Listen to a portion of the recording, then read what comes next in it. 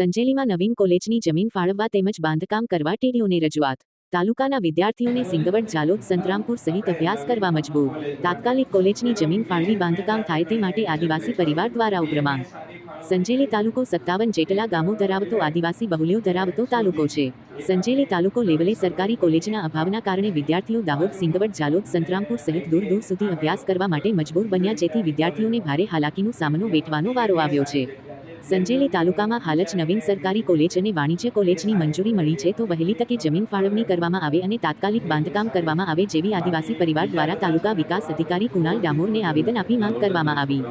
અને આવેદનમાં વધુ જણાવ્યું હતું કે સંજેલી તાલુકામાં નવી સરકારી અને વાણિજ્ય કોલેજની મંજૂર થઈ હોય તો આ નવીન કોલેજ હાલ કોઈ સરકારી બિલ્ડિંગ મળેલ નથી, તો આ કોલેજ જમીન ફાળવી તાત્કાલિક ધોરણે નવી બિલ્ડિંગનું બાંધકામ કરવામાં આવે, જેથી સંજેલી વિસ્તારના દૂર દૂર સુધી કોલેજના કરતા વિદ્યાર્થીઓને સારું અને તાલુકા લેવલે નજીક જ શિક્ષણ મળી રહે અને વિદ્યાર્થીઓને પોતાના તાલુકામાં શિક્ષણ મળી રહે તેમ જણાવ્યું હતું. અને કોલેજ હાલ ક્યાં ચાલુ છે તેના વિશે પણ સંજેલી તાલુકાની જનતા અજાણ છે, તેના વહીવટ કરતા કોણ છે તે પણ લોકો સમસ્ત જાહેર કરવામાં આવે તેમ આદિવાસી પરિવાર દ્વારા આવેદન.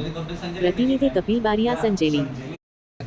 આદિવાસી પરિવાર દ્વારા જે આર્ટ્સ એન્ડ કોમર્સ સંજેલી ખાતે કોલેજની ફાળવણી કરવામાં આવી છે, તેની જમીન સરકારી જમીન ફાળવાઈ નથી, તો તેની ફાળવણી બાબતે તેમજ 9મી ઓગસ્ટનો જે કાર્યક્રમ આપણે દર સાલ ઉજવીએ છીએ તેમ આ સાલ પણ આપણે સંજેલી ખાતે ઉજવવાનો છે અને તેની જાણ બાબતે મામલતદારશ્રીને આજે કાગળ આપવામાં આવ્યું છે. તેમજ જે સંજેલી ખાતે જે આદિવાસી સમાજની સંખ્યા છે એમાં યુવાનોની સંખ્યા સૌથી વધારે છે અને બેરોજગારી ખૂબ વધી રહી છે, અને તે યુવાનોને રોજગાર તરફ આગળ વધારવા માટે અમે સમાજ ભવન માટેની માંગણી કરવામાં આવી છે અને તેની માંગણી જલ્દી સ્વીકારવામાં આવે તેવી માંગ અમે મામલતદારશ્રીને કરી છે.